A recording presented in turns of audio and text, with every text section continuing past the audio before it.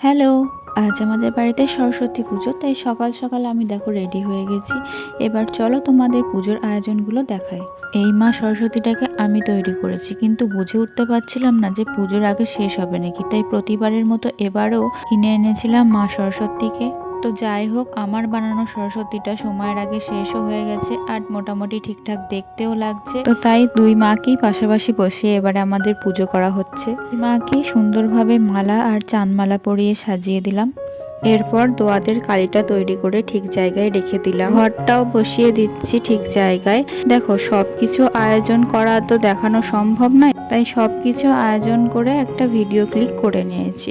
এখন পুজোও সুসম্পন্ন হয়ে গেছে, এই ক্লিপটাই তোমরা দেখতে পাবে। এবার চলো চট করে শাড়ি পরে রেডি হওয়া যাক। এখানকার স্কুল, কলেজ আর অন্যান্য জায়গায় অনেক মা সরস্বতী হয়, সেগুলো এখন দেখার পালা।